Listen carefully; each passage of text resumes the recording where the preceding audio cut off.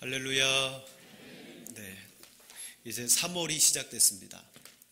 완연한 봄이 되어질 거고, 여러분의 신앙과 삶 속에도 하나님이 주시는 정말 봄날의 기쁨, 즐거움이 늘 차고 넘치시기를 축복합니다. 어렸을 때 여러분 혹 친구들의 이름을 가지고 놀려보셨던 적이 있습니까? 때로는 친구들의 이름이 어떤 특정한 것을 연상시키는 이름일 때 우리는 그것 가지고 별명도 지어주고 뒤에서 막 놀리고 그랬어요. 제가 중학교 2학년 때쯤에 학급에서 임원을 뽑았습니다. 임원 중에 봉사부장이 있는 거예요. 친구들이 저를 탁 봉사부장으로 대선 출마를 통해서 뽑아주었어요. 여러분, 그때부터 친구들이 저를 뭐라고 불렀겠습니까? 신봉사라고. 어떻게 딱 들어맞는지 기억에서 지워주십시오. 자, 이름. 우리는 참 이름을 듣고 보면 독특한 이름, 남들이 안 쓰는 이름, 또 재미있는 이름 많이 있어요. 오래전 텔레비전에서 신기하고 재미있는 이름을 가진 사람들을 이제 데려다가 인터뷰하고 프로그램을 만든 적이 있었습니다. 그때 한 젊은이가 이름이 이순신이에요. 그래서 나온 거예요. 그리고 자기가 군대에 있을 때 있었던 그 에피소드를 이야기했습니다. 자기가 군복무하고 있을 때 전군에 특이한 이름 콘테스트가 열렸대요. 그래서 자기는 자기 부대를 대표해서 야, 이순신이 나가는데 누가 맞겠느냐 그러면서 딱 나갔는데 예선에서 탈락하고 말았더라는 거예요. 왜냐? 각 부대를 대표해서 나온 그 장병들의 이름들을 보니까 야, 이길 수가 없는 이름들이더래요. 그래서 제가 보기만 혼자 보기 아까워서 이제 캡처해서 왔습니다. 보세요. 자, 띄워주시면, 자, 이 친구의 이름은 베테랑입니다. 넘겨주시면, 이름이 김국군이고요.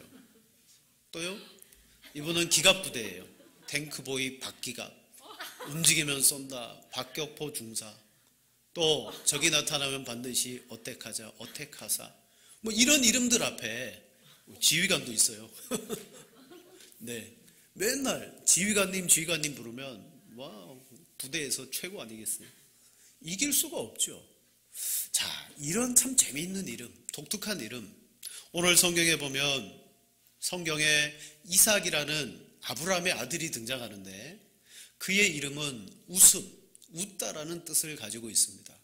도대체 무슨 연유에서 이거 하나님이 이런 이름을 지으라고 미리 아들을 낳기 전에 주셨어요. 너 아들 태어날 텐데 이름을 이삭이라고 해라. 실제로 100세의 아브라함이 이 아들을 낳고 나서 정말 그 평생에 웃음이 떠나가지 않는, 그래서 기쁨의 인생을 살아가는 그러한 아들이 되었습니다. 창세기 21장 3절에 보니까 아브라함이 그에게 태어난 아들 곧 사라가 자기에게 낳은 아들을 이름하여 이삭이라 하였고 라고 말했습니다. 사라의 몸은 자녀를 낳을 수 없었어요. 아브라함도 100세나 되었는데 어떻게 자손을 낳을 수가 있었겠습니까? 그런데 하나님은 그렇게 하심으로 아브라함을 웃게 만드셨어요.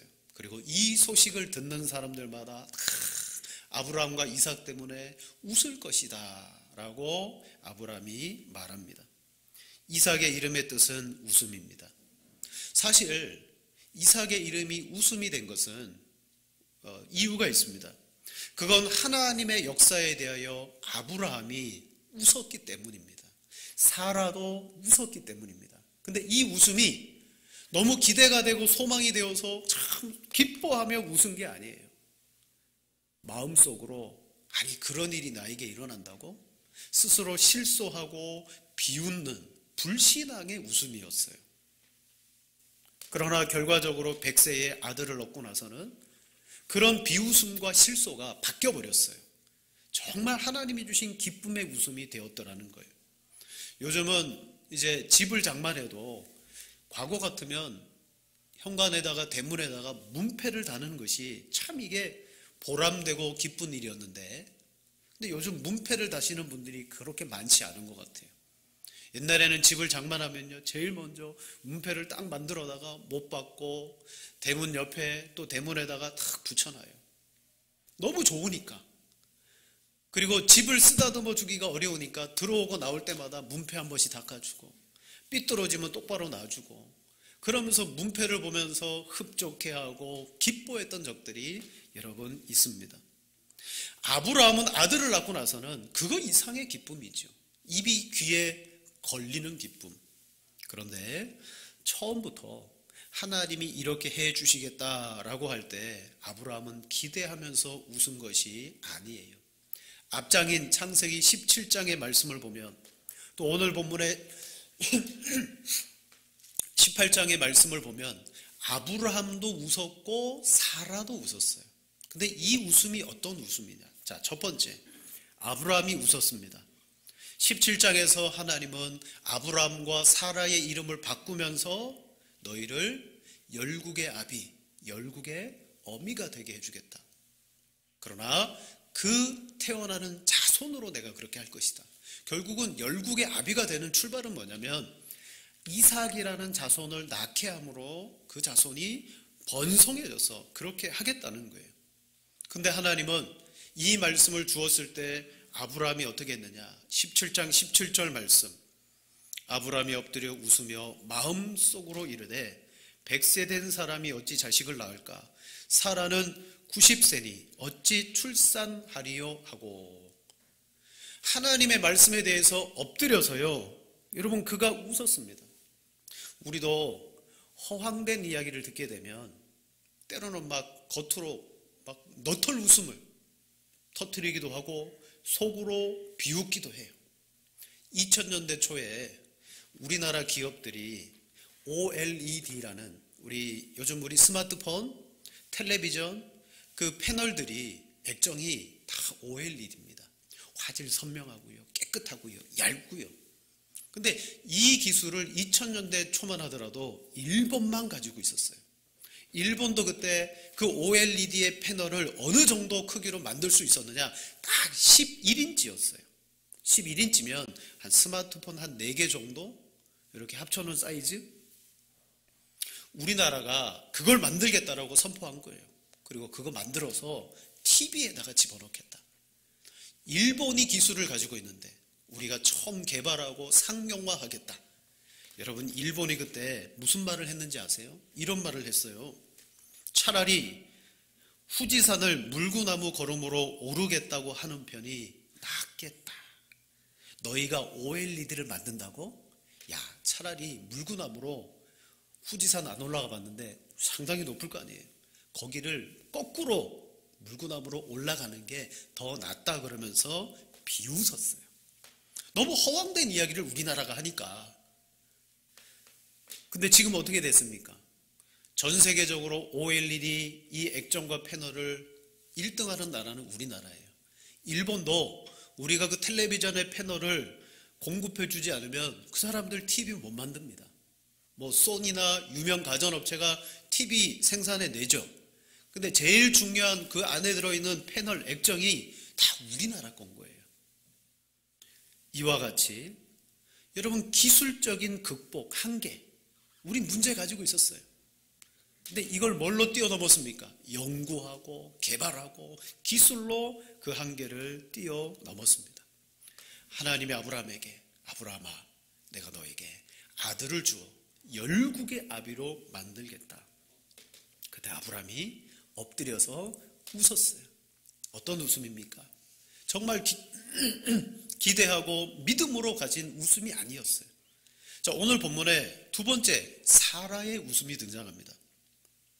하나님이 보내신 사자들을 극진히 대접하자 그 사자들이 사라가 어디 있느냐 찾습니다. 자, 우리 9절 10절 두 절 같이 읽겠습니다. 그들이 아브라함에게 이르되 내 아내 사라가 어디 있느냐? 내년 이맘때 내가 반드시 아들이 있으리라 하시니 사라가 그 뒤 장막문에서 들었더라. 아멘. 상황은 똑같아요. 17장 아브라함에게 했던 것처럼 내 아내 사라에게 내년 이맘때 아들이 있을 것이다. 사라는 장막문 뒤에서 이것을 들었어요. 그리고 이어서 성경 기자는 우리에게 이게 무슨 얼토당토하는 이야기냐라는 것을 알려줍니다. 아브라함과 사라는 나이가 많아 늙었고 사라에게는 여성의 생리가 끊어졌느니라. 이게 현실이고, 누가 봐도 사라는 자식을 낳을 수 없는 합리적인 타당한 이유를 말하고 있어요. 사라의 입장에서도 그 하나님의 사자들의 메시지에 어떤 반응을 보입니까? 12절, 사라가 속으로 웃고 이르되 내가 노쇠하였고 내 주인도 늙었으니 내게 무슨 즐거움이 있으리요. 아멘. 성경 기자가 말하죠. 아브라함이나 사라나 늙었고 사라는 생리가 끊어졌다. 사라도 인정하는 거예요. 우리 다 늙었는데 무슨 자식을 낳을 수가 있겠느냐. 여러분, 웃음은 심리적인 반응입니다. 누군가 이야기를 듣거나 무슨 상황을 맞닥뜨렸을 때 우리는 웃게 됩니다. 근데 웃음도 종류가 여러 가지예요. 아브라함과 사라는요, 하나님이 하시겠다라고 하신 그 말씀에 대하여 믿지 못한 그러한 웃음을 지었습니다. 어떻게 이 할아버지 할머니가 아이를 낳는단 말이냐, 그러면서 웃어 넘겼습니다. 여기에 대하여 하나님은 동일하게 이 두 사람에게 말합니다. 하나님에게 능치 못하심이 있겠느냐. 사라의 말을 들은 하나님의 사자 곧 하나님은 14절에 말합니다. 여호와께서 능하지 못한 일이 있겠느냐. 아멘. 그리고 17장에 아브라함에게 아들을 주시겠다고 하시기 전에 17장 1절에 아브라함에게 말합니다. 나는 전능한 하나님이라. 너는 내 앞에서 완전하라. 아브라함과 사라에게 하나님은 동일하게 다가가셨어요. 나는 전능한 하나님이야. 동일한 말씀을 주셨어요. 아들을 주겠다. 그랬더니 아브라함과 사라가 동일한 반응을 보이네요. 하나님의 말씀과 전능하심 앞에 그들은 웃고 말았습니다. 자, 하나님의 전능하심을 말씀한 거예요. 성경을 찾아보면 이 하나님의 전능하심은 무슨 신기한 일을 나타내거나 기적을 만들어내거나 그런 데 쓰인 말이 아니에요. 구속의 역사에서 하나님의 전능하심은 꼭 하나님은 죽음을 이기신다라는 말씀과 같이 나와요. 즉 하나님의 전능하심을 어떻게 사용하시냐면 죽음을 이기게 하시는 하나님으로 등장하더라는 거죠. 지금 아브라함과 사라는요, 생리가 끊어졌다 그래요. 죽은 몸입니다. 아이를 낳을 수 없다는 것은 죽은 몸이라는 거예요. 그래서 그들은 죽음의 실체를 가지고 있습니다. 하나님은 죽은 그들에게 다가갑니다. 죽은 것을 살려내는 전능의 하나님으로 다가가는데 그들은 이 하나님의 전능하심과 능력을 믿지 못했다. 사람은 딱 그래요. 사람은요, 자기가 아는 만큼, 자기가 경험한 만큼, 보고 있는 만큼 그 안에서 생각하고 판단합니다. 보지 못한 거, 자기가 알지 못한 거 쉽게 그것을 행동으로 옮기지 못하더라고요. 여러분, 하나님 눈에 보입니까? 안 보이죠. 단지 하나님은 말씀으로 우리에게 다가오시고 말씀하실 뿐이에요. 그래서 사람은요, 보이지 않는 하나님과 그 말씀을 안 믿습니다. 비웃습니다. 내가 살아보니까 이렇더라. 합리적인 판단을 내릴 뿐입니다. 그게 바로 하나님을 모르는 사람들의 한계예요. 내가 가진 지식, 내가 가진 경험, 그리고 내가 가지고 있는 모든 그 바탕을 통한 판단. 그러나 성경은 우리가 살아가는 삶은 그런 자기 합리성으로 살아가는 것이 아니다. 보이지 않지만, 모르지만 하나님이 주신 믿음으로 사는 거다. 그래서 믿음의 특징을 뭐라고 말합니까? 히브리서 11장 1절에 말합니다. 믿음은 바라는 것들의 실상이요 보이지 않는 것들의 증거니. 여러분, 보아서 우리가 그것을 맛보거나 알아서 그렇게 나아가는 게 아니라 하나님은 오늘 이 믿음의 특징이 보이지 않는 것들의 증거다라고 말씀하고 있어요. 사실 아브라함과 사라는 처음 믿음으로 출발한 거 맞습니다. 그러나 하나님의 자손을 주시겠다라고 말씀하셨을 때 보이지 않는 하나님의 그 말씀을 그들은 따라가지 못했어요. 그때 하나님께서는 한 번 더 자신을 계시하죠. 하나님께는 능하지 못한 일이 없으시다. 전능하신 하나님이시다. 자, 이 말씀과 같은 맥락의 사건이 누가복음 8장에 등장합니다. 회당장 야이로의 딸이 죽었습니다. 사람들이 와서 이제 더 이상 이 예수님 랍비를 괴롭히지 말고 보내드려라. 당신의 딸이 죽었다. 게임 오버. 다 끝났다.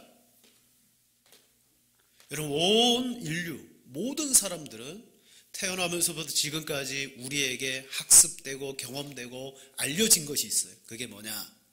우리는 자연도 정복하고, 이 세상의 그 어떤 환경과 문제도 극복하고 정복해 왔어요.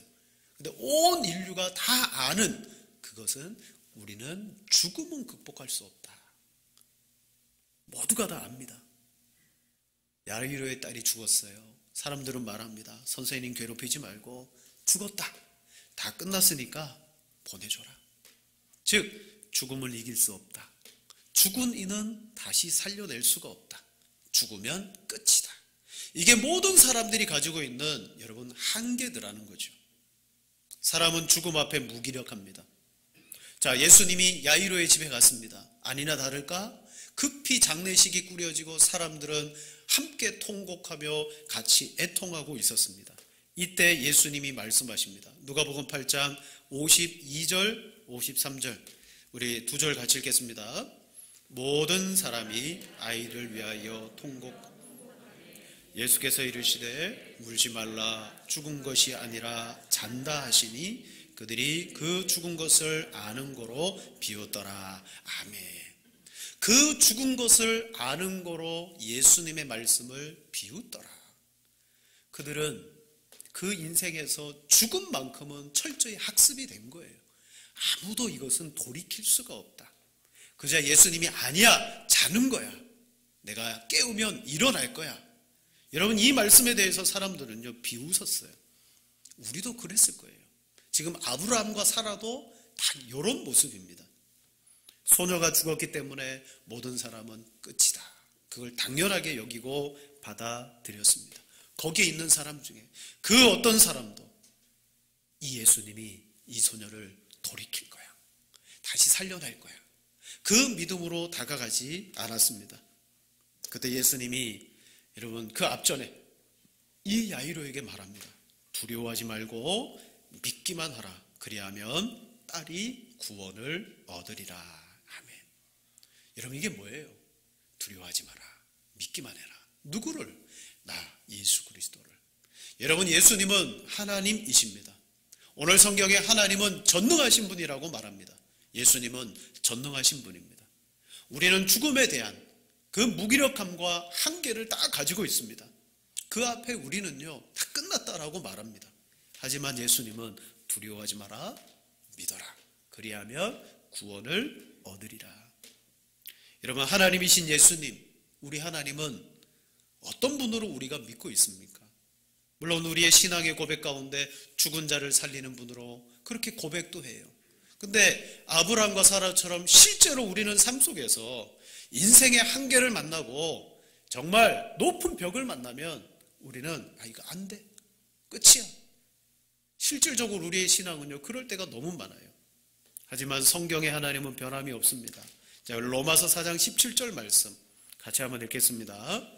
기록된 바 내가 너를 많은 민족의 조상으로 세웠다 하신과 같으니 그가 믿은 바 하나님은 죽은 자를 살리시며 없는 것을 있는 것으로 풀이는 이시니라. 아멘.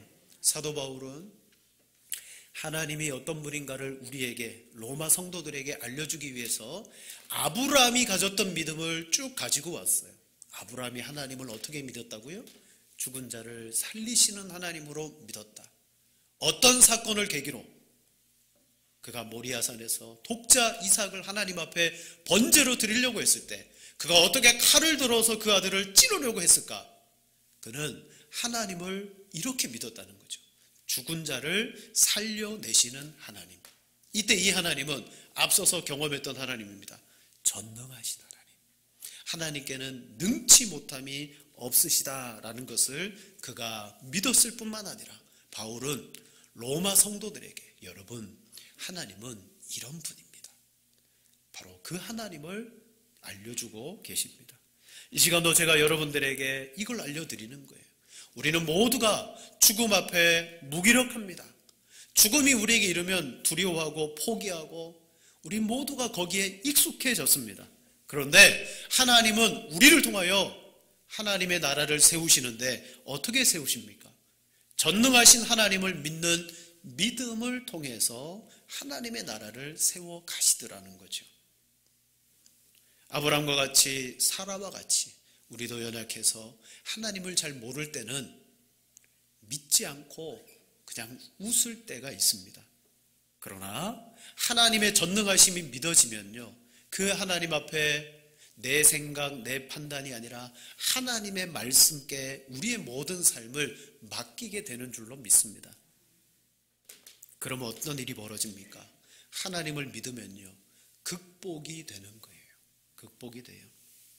분명 이 두 사람의 웃음은 믿지 않는 웃음이었어요. 불신앙의 웃음이었어요. 하나님 다 알고 계셨어요. 그러나 하나님 그걸 묵인해 주셔요.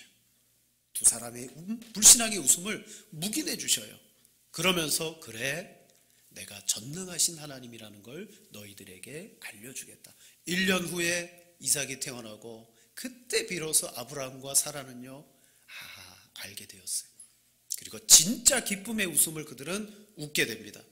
창세기 21장 6절에 말합니다. 사라가 이르되 하나님이 나를 웃게 하시니 듣는 자가 나와 함께 웃으리로다. 하나님이 나를 비로소 웃게 하셨다. 나뿐만이 아니라 이 일을 듣는 모든 사람이 웃을 것이다. 여러분, 이 속에 여러분들도 포함된 줄로 믿습니다. 하나님이 사라를 저렇게 웃게 하셨구나. 그러면 그 하나님은 오늘 내 삶에도 웃게 하시겠구나. 이게 사라의 일과 아브라함의 일이 끝나는 게 아니에요. 이 일과 이 하나님에 대하여 듣고 아는 사람마다 하나님은요, 웃게 만들어 주신다라고 말합니다. 우리는 한계를 가지고 있어요. 우리 모든 인류는 불가능 죽음이라는 한계가 반드시 있습니다. 근데 신약 성경에 보면 아브라함과 이삭, 사라와 같이 믿음으로 웃었던 사람들이 신약에 또다시 반복적으로 등장하더라는 거예요. 누굽니까? 누가 자손을 낳지 못하고 그냥 죽어 있었던 몸에서 자손을 낳게 됐고, 결코 인류 역사상 이런 순간에 자손을 낳을 수 없음에도 불구하고 낳았던 사건이 뭡니까? 바로 마리아가 예수 그리스도를 잉태하여 낳은 사건 아닙니까? 천사가 마리아를 찾아갑니다. 마리아가 두려워하고 깜짝 놀랐죠. 그때 이 마리아를 믿음을 주고 그를 여러분 평안케 하기 위해서 천사는 이런 이야기를 꺼냅니다. 누가복음 1장 36절, 보라 내 친족 엘리사벳도 늙어서 아들을 배웠느니라. 본래 임신하지 못한다고 알려진 이가 이미 6달이 되었나니. 엘리사벳, 세례 요한의 어머니입니다. 자, 엘리사벳은요, 늙었습니다. 원래 임신하지 못한다고 다 알려졌습니다. 사라와 상황이 비슷하죠? 그런데 임신하고 벌써 6달이 되었다. 하나님의 전능하심이 이 엘리사벳 가운데 역사하신 거예요. 지금 이 말을 듣고 있는 마리아입니다. 지금 천사가 하는 말이 뭐예요? 여러분, 우리 주변에도 보면 결혼하고 너무 오랫동안에 아이가 없어서 우리는 임신을 못하겠구나, 아이를 못 낳겠구나, 철석같이 그냥 살아가던 분들이 어느 날 아이가 생길 수 있습니까? 없습니까? 있습니다. 그러면 엘리사벳의 그 케이스는요, 일어날 수 있다. 아이를 못 낳는 줄 알았던 사람이 정말 기적처럼 아이를 낳을 수 있다는 거예요. 여러분, 그건 우리가 받아들일 수 있어요. 근데 마리아, 천사는 마리아에게 엘리사벳의 이야기를 하면서 무슨 이야기를 꺼냅니까? 마리아는요, 남자를 알지 못한다 그랬어요. 남자와의 관계없이 잉태하는 거, 그거 도저히 받아들일 수 없는 일이고 일어날 수도 없는 일이에요. 근데 이 일이 마리아에게 임하였다는 거죠. 여러분, 무엇이 나타났습니까?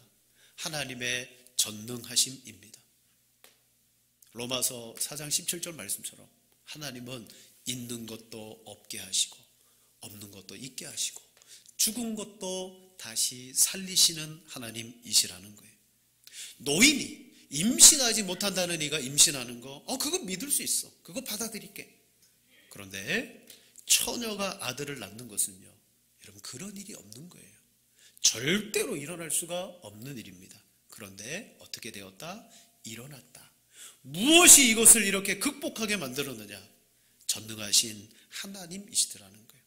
그래서 누가복음 1장 37절에 천사가 말합니다. 대저 하나님의 모든 말씀은 능하지 못하심이 없느니라. 아멘. 하나님의 모든 말씀은 능하지 못하심이 없느니라. 사실 아브라함과 사라는 비웃었어요. 실소했습니다. 하나님은 봐주셨습니다. 이것은 장차 여러분, 이 땅의 처녀의 몸으로 하나님의 전능하심을 입고 오실 예수님의 약속을 이루기 위한 하나님의 첫 번째 계단이었어요. 봐라, 아브라함과 사라에게도 전능하신 역사가 나타나 이런 일이 일어났듯이 처녀가 아이를 낳는 거, 그리고 그 아이가 이 땅에 오실 하나님의 아들이시라는 거, 그런 일이 벌어진다. 여러분, 이 참된 복이 마리아를 통하여 드러났습니다. 무엇을 통해서? 마리아의 믿음입니다. 마리아의 믿음. 마리아가 이렇게 말합니다. 주의 여종이오니 말씀대로 내게 이루어지이다. 말씀대로 내게 이루어지이다. 사랑하는 여러분, 오늘 하나님은 우리의 인생에 믿음을 주셨어요. 이 믿음은 그냥 허공을 치는, 그냥 내가 믿어버리는 믿습니다의 믿음이 아니라 하나님이 누구인지를 알려주시고 그 하나님께 대한 믿음을 주신 거예요. 여러분, 하나님은 누굽니까? 전능하신 하나님입니다. 왜 우리에게 다가오셨습니까? 하나님이 능치 못하심이 없다라는 사실을 우리로 하여금 믿고 알도록 다가오셨어요. 바로 믿음은 보이지 않는 하나님에 대한 그 하나님을 붙드는 능력이라는 거죠. 자, 사라, 마리아, 엘리사벳, 성경에 보면 이런 믿음을 가졌던 여인들 또 있죠.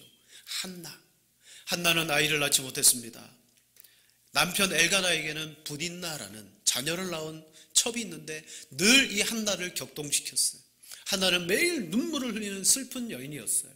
절기가 되어 실로에 있는 하나님의 성막에 올라가 하나님 앞에 눈물 흘리며 하나님 자녀를 주면 그 자녀를 하나님께 나시린으로 드리겠습니다. 막 기도했을 때 처음 술 취한 여인인 줄 알았더니 아니었어요. 엘리 제사장이 바로 이 한나에게 이렇게 말합니다. 평안히 가라. 이스라엘의 하나님이 너의 기도하여 구한 것을 허락하시기를 원하노라. 실은 이 엘리 제사장의 성경적 이미지는요, 아주 좋지 않습니다. 근데 하나님은 엘리의 입을 통하여 평안히 가라, 너의 기도에 대하여 하나님께서 구한 것을 허락해 주시기를 원하노라 라고 말했을 때 한나는요 18절에 이렇게 말합니다.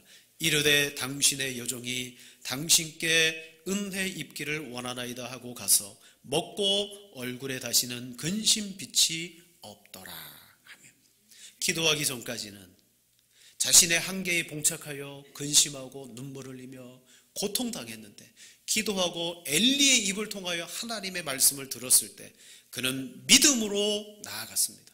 다시는 근심하지 않았습니다. 어떻게 됐습니까? 사무엘이라는 그러한 귀한 믿음의 자손을 낳게 되었어요. 자, 제가 지금까지 열거해드린 창세기서의 이 아브라함, 사라, 한나, 엘리사벳, 마리아, 이 모든 사람들은 우리와 다릅니까? 똑같아요. 뭘 말해줍니까?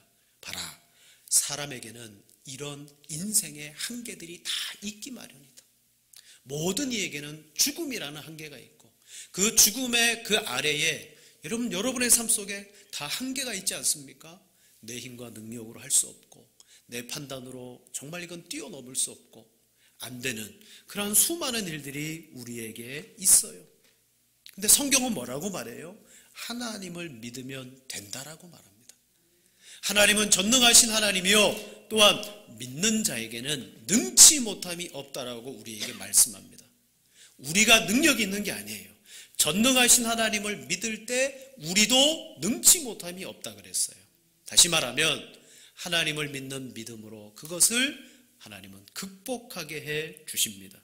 사랑하는 성도 여러분, 우리도 하나님의 말씀을 들을 때 그래 이건 성경이야, 이건 이 사람들의 이야기지 꼭 내 삶과 내 모든 것에 이건 적용될 수가 없어, 이런 일은 안 일어나 라고 생각할지 모르고 우리 웃어 넘길 수도 있어요.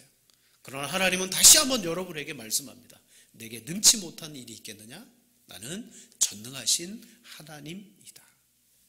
여러분, 그 하나님을 온전히 믿으시는 은혜와 복이 있기를 축원을 드립니다. 그럼 우리는 이 전능하신 하나님이 여러분 어떻게 우리 가운데 역사하십니까? 창세기 21장 1절과 2절에 말씀합니다. 자, 우리 마지막으로 2절 같이 읽겠습니다. 여호와께서 말씀하신 대로 사라에게 행하셨으므로 사라가 임신하고 하나님이 말씀하신 시기가 되어 노년의 아브라함에게 아들을 낳으니. 아멘. 그 하나님의 전능하심이 이 두 사람 가운데 어떻게 역사했습니까? 그냥 하나님이 어느 날 신령한 모습으로 나타나서 봤지, 나 전능한 하나님이야, 그렇게 하지 않으셨어요. 1절과 2절 말씀에 공통적으로 여호와께서 말씀하신 대로 사라를 돌보셨고 여호와께서 말씀하신 대로 사라에게 행하셨으므로 사라가 임신하고 하나님이 말씀하신 시기가 되어라고 말합니다. 여러분, 하나님의 전능하심은 말씀 속에 있습니다. 말씀을 보고 이 말씀으로 하나님을 믿는 거예요. 하나님 전능하시구나, 그럼 이 말씀대로 될 것이다. 누가복음 1장 37절에 천사가 말합니다. 하나님의 모든 말씀은 능하지 못하심이 없느니라. 하나님이 전능하신 것처럼 하나님의 말씀은 능하지 못한 일이 없다. 그러자 마리아가 분명히 이렇게 말합니다. 주의 여종이오니 말씀대로 내게 이루어지이다. 아멘. 여러분, 하나님의 말씀을 이 시간 대언합니다. 부족한 종이 대언하지만 저는 처음부터 끝까지 우리도 아브라함과 사라와 같은 불신앙의 입장에서 서 있지만, 한계를 가지고 있지만, 저는 여러분에게 전능하신 하나님을 말씀으로 설명해 드리고 선포하고 있습니다. 여러분은 그 하나님의 말씀을 여러 사람들의 인생을 통하여 보았습니다. 그들도 말씀대로 내게 되게 해달라고 분명히 고백하듯이 여러분, 지금도 하나님의 전능하심은 말씀으로써 나의 죄된 본성과 불신앙을 꺾어버리고 그 말씀을 내가 보며 읽고 이 말씀을 대할 때 믿음을 주사 전능하신 하나님으로 여러분 우리의 한계를 극복하게 될 줄로 믿습니다. 저는 여러분의 한계가 뭔지 잘 모릅니다. 여러분의 삶에 어떤 어려움과 한계를 가지고 있는지 제가 깊이 들여다보지 못합니다. 여러분과 하나님만 아시겠죠. 여러분이 말씀을 통해서 그것을 뛰어넘으셔야 되고 이겨나가셔야 되고 불가능하다라고 하신 그것이 전능하신 하나님으로 여러분 나타나시기를 축원을 드립니다. 한계 가운데 꺾이지 마십시오. 믿음의 성도들이 가지고 있는 이 믿음은요, 세상 사람들이 어찌할 수 없는 거예요. 성도에게 여러분 믿음 포기하면 뭐가 있겠습니까? 오늘 이 믿음을 통하여 전능하신 하나님을 구주로 믿으며 끝까지 신뢰하시는 여러분들 되시기를 주님의 이름으로 축원을 드립니다.